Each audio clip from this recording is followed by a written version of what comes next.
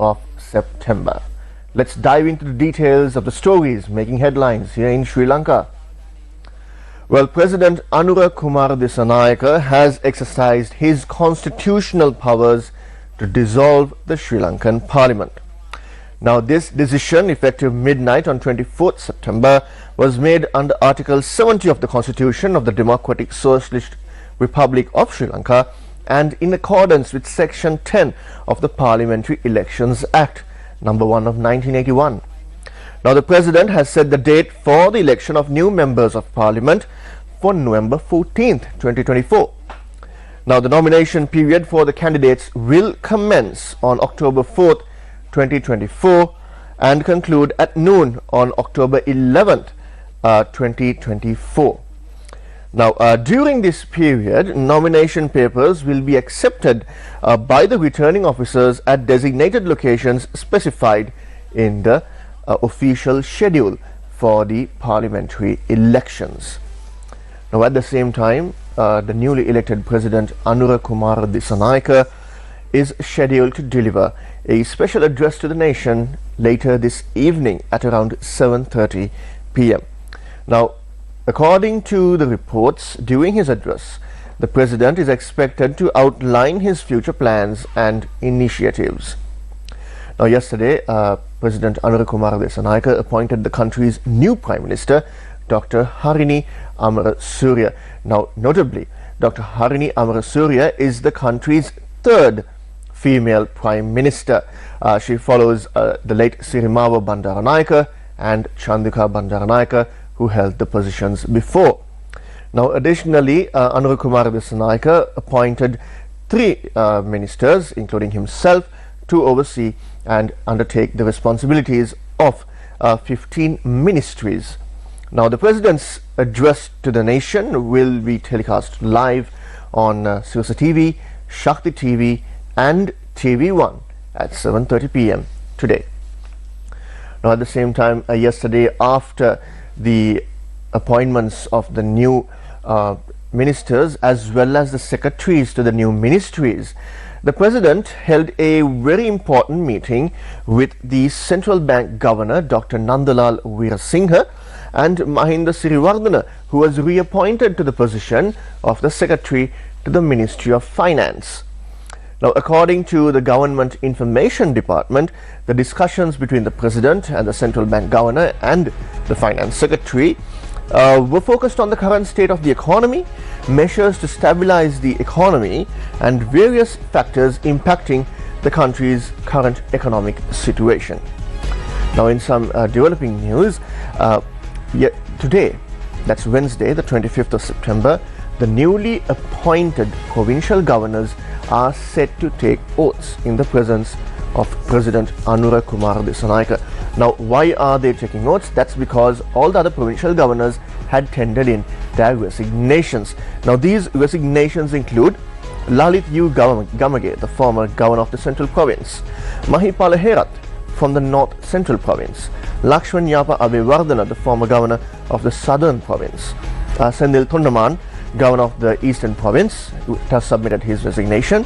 Then Navin Dissanayake submitted his resignation from the post of governor of the Sabaragamuwa Province, and Anuravithana Gamage submitted his resignation from the post of governor of the Uva Province.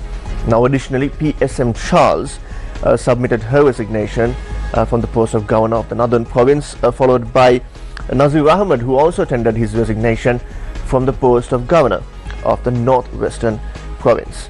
At the same time, Marshal of the Air Force Roshan Gunatilaka had also submitted his letter of resignation to President Anura Kumar Dissanayake, noting that he would be stepping down from the post of governor of the Western Province. Now, the new governors for these provinces will be sworn in today in the presence of President Anura Kumar Dissanayake.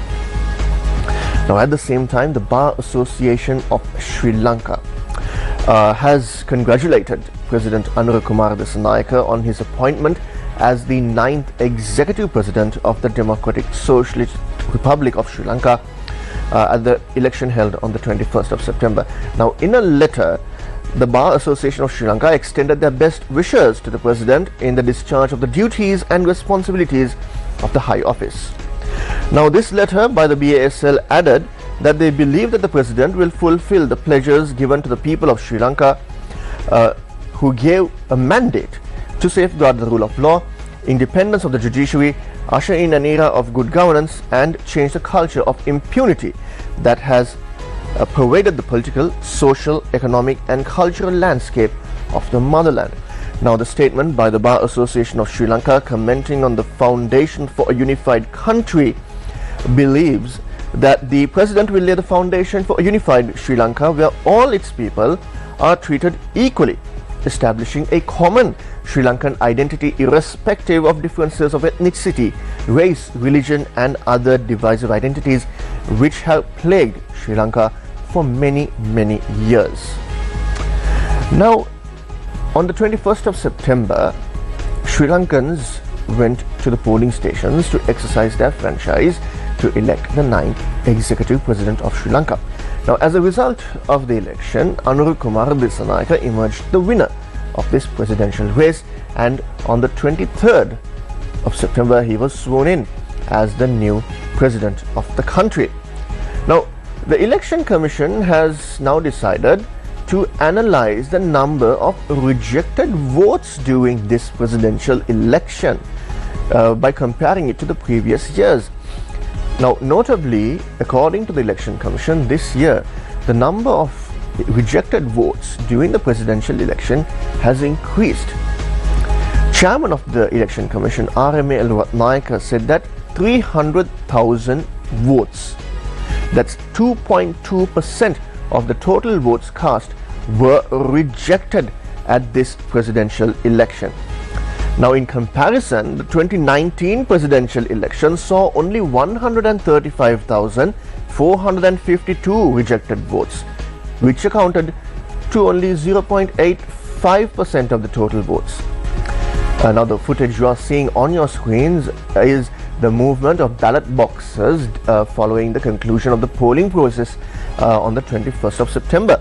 Now, the Election Commission aims to identify the specific reasons behind the increase in the rejected votes at the 2024 presidential election, and they hope to analyze this with the data compared to the previous years as well. Now, according to the the Election Commission, the findings of this analysis will help it understand the factors that contributed to the rise of rejected votes and also ensure integrity in future elections as well. Now, one of the key development projects in Sri Lanka that commenced in recent years was the construction of the second terminal of the Katnayaka International Airport. Now, the Ministry of Highways, Transport, Ports and Aviation has called for tenders for the construction of Terminal Number 2 at the Bandaranaike International Airport. Now, according to the Ministry's Secretary, KDS Ranchandra, the project will be funded through Japanese loans. Now, although the construction was set to commence in 2019, Sri Lanka's economic crisis delayed the entire process. Now, Secretary Ruan Chandra has said that the new terminal will accommodate 9 million passengers annually. Currently, passenger terminal number 1 accommodates around 6 million passengers a year. Now, with the inclusion of terminal number 2 upon the completion of construction, the Bandaranaike International Airport will be able to cater to almost 15 million passengers each year. Well, that's a wrap of this morning's edition of the Breakfast Rundown with me, Zulfick Farzan. But do stay tuned to Newsfirst, as we will be bringing you the latest developments in Sri Lanka's political landscape and other matters, including the economy. Also, stay with Newsfirst at 7:30 p.m. tonight on Sirasa TV, Shakti TV and TV1. We will be telecasting live the President's address to the nation. Until I see you again tomorrow morning, same time, same place. Take care and God bless.